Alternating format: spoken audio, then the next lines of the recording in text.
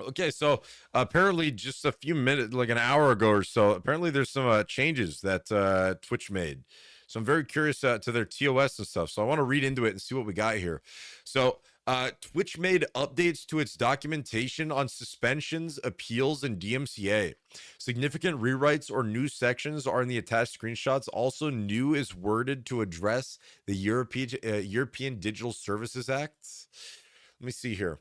If your account is suspended, you may not access or use Twitch services, including watching streams. Let me move my camera here. Let me move the chat too. Including watching streams, broadcasting, chatting, using items you have purchased to use on Twitch, including bits and subscriptions. For temporary suspensions, you can contact us to make changes to your subscriptions while suspended. For indefinite suspensions, any recurring subscriptions you have purchased will not renew. And they also don't clear to state that any bits that you bought are completely gone too, right? Like Twitch is going to hold it. They're going to keep your money. You're not going to get refunded. Those bits will never be used. Creating other accounts, appearing / participating in the stream of a third-party channel. If a banned user appears on a third-party channel while being suspended, this could cause the suspension of the channel they appear in. Yep. Which again was that which again, this goes back to that Kai Sanat Aiden Ross thing, which again, nothing ever happened about that. In fact, Blue, who got permabanned because of it, got unbanned rather than them banning Kai. So they don't even uphold this. This is again completely biased favoritism right here, because again, we've seen this happen very recently, and that's obviously this isn't new, but they never did anything about it. If you are a monetized streamer who receives a temporary suspension, you will not be able to earn any revenue from Twitch monetization tools during your suspension. Okay, makes sense. With the exception of recurring subscriptions that renewed during the suspension period. Okay. If you are indefinitely suspended, you will not be able to utilize Twitch monetization tools during your suspension, and existing reoccurring subscriptions to your channel will not renew. Right, that makes sense. My curiosity though is that I've seen like some people um I've seen some people talk to this and talk about this stuff before, where like, oh, they got permanent banned on Twitch, they never got their money, right? Like Twitch never paid out their money. I don't know how true it is or not, but I wouldn't be surprised that, like, but that would be terrible, right? Like for example, Aiden Ross, right? Imagine how much money Aiden Ross had in his thing. I wonder, that'd be a question. If I had a question to ask Aiden Ross, I'd honestly ask him that. Like, since you got permabanned on Twitch, can you confirm or deny that if you did you ever get paid your subscription revenue when you got permabanned, or did Twitch just hold your money and you'll never get that money? Because if they did, then that'd be wrong, and I'd imagine you could possibly do something legal there, no? But regardless, see what the next image is here. Appeal types. Okay. We will review and consider appeals that satisfy one of the following categories. One, if you believe you did not violate the community guidelines, or if you believe we enforced against your account incorrectly, you may appeal. You may apply for an appeal in this category regardless of the nature of the violation for up to 6 months following the enforcement. If you have served an indefinite suspension for more than 6 months towards an enforcement that was correctly applied, you may submit a request for reinstatement. We will review a request for reinstatement following indefinite suspensions for most community guideline violations. We will not consider reinstatements for violations of high severity harms, such as violent content. Only one request for reinstatement will be granted per user. So I wonder if, like, I'm assuming that they consider the Aiden Ross thing with having his kick chat on screen with saying some bad things probably a high severity harm.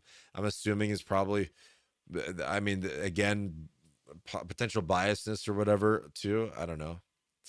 Appeals eligibility. So what makes you eligible here? You can view enforcements applied to your account in our appeals portal. Yada yada yada. There is no waiting period to submit. Waiting period required to submit appeals of this type. For requesting reinstatement while serving indefinite suspensions, you must wait at least 6 months from the date you were indefinitely suspended before requesting reinstatement. If you have previously requested reinstatement and were denied, you must wait 6 months before reapplying. Oh, so you can Wait, only one request for reinstatement will be granted per user. But then down here, they say that if you have previously requested reinstatement and were denied, you have to wait 6 months before applying. That completely contradicts itself, right? Because it's saying that every 6 months you can request a reevaluation to see if you can get unbanned if you're indefinitely banned. But up here it says only one request for reinstatement will be granted per user. So, okay, that's kind of counters itself. Requests must include taking responsibility for your actions and an acknowledgement that you violated the community guidelines. So again, it's a PR response. Might as well just talk to lawyers or whatever and be like, yo, hey, what's the greatest response for this?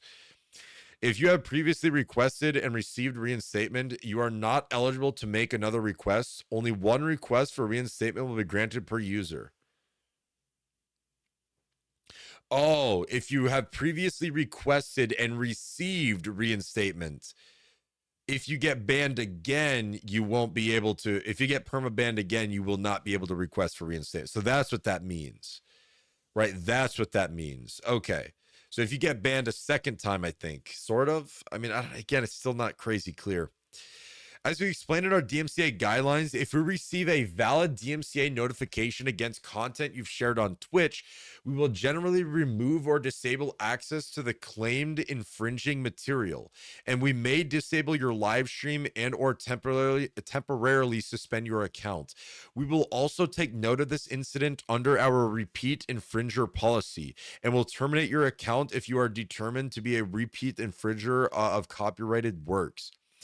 DMCA notifications are not handled by our trust and safety team, and copyright strikes are tackled separately from enforcements issued for violations of our community guidelines. To learn more about the process and your options for responding to notifications, including sending a counter notification or requesting a retraction, please review our DMCA guidelines. Interesting. Interesting. Yeah, most of these policies already existed, but were never documented or were unclear. Some of them are still a little bit unclear.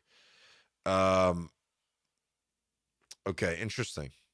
Interesting. Okay. It makes sense, right? It makes sense. There's nothing like really crazy in here, but this is definitely, or is it this one? I don't know. I think it's this one here is definitely a little bit weird all over the place, but I don't know. I figured I'd throw that out there for you, I guess. I don't know. Hey, content.